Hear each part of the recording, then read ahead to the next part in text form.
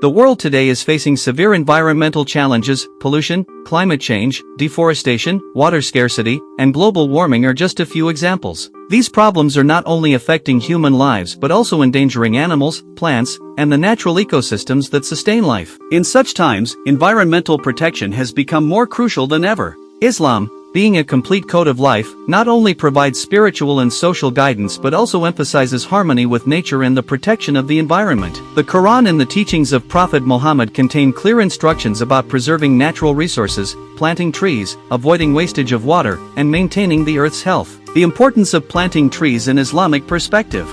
Trees are among the most beautiful and beneficial gifts of nature. They provide oxygen, prevent soil erosion, moderate climate, and help in maintaining ecological balance. Islam considers planting trees a noble and rewarding act. The Prophet Muhammad said, "If the day of judgment comes while you have a palm cutting in your hands and it is possible to plant it before the hour comes, you should plant it."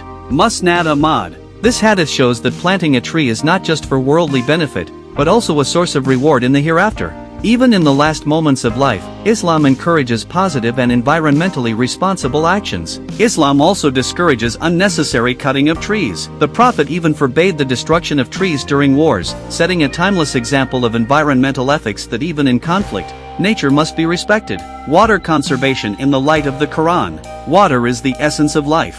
The Holy Quran says, "And we made from water every living thing." Surah Al-Anbiya, 21:30.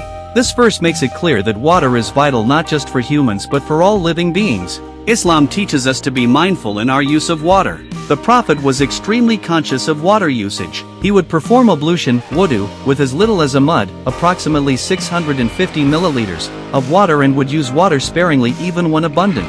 He said, "Do not waste water, even if you are at a flowing river." Ibn Majah. This teaching, given over 1,400 years ago, is deeply relevant today when water scarcity is one of the most pressing global issues. Islam instructs its followers to value every drop of water, preserving and reviving the earth.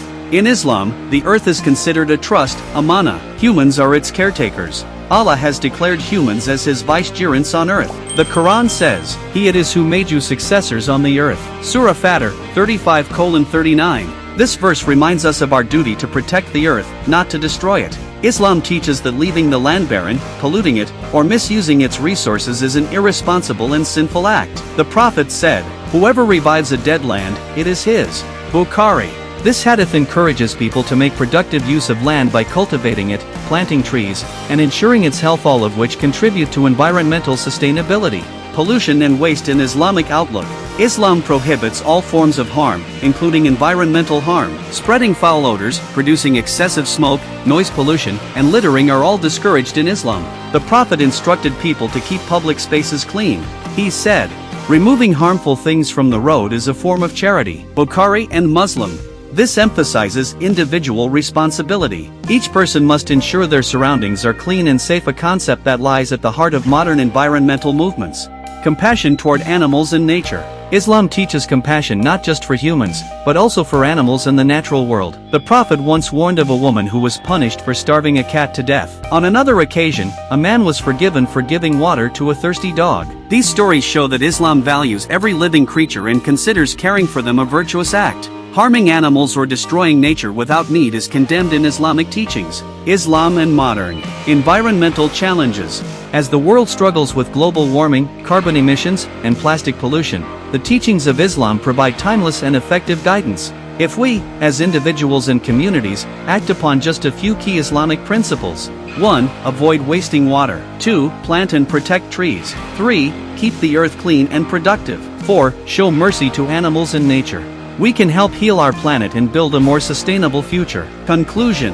Environmental protection is not only a scientific or social concern but also a spiritual and moral responsibility. Islam presents a holistic worldview that encourages peace not only among humans but between humans and nature. Acts like planting a tree, conserving water, protecting the land, and being kind to animals are all considered acts of worship in Islam when done with sincerity.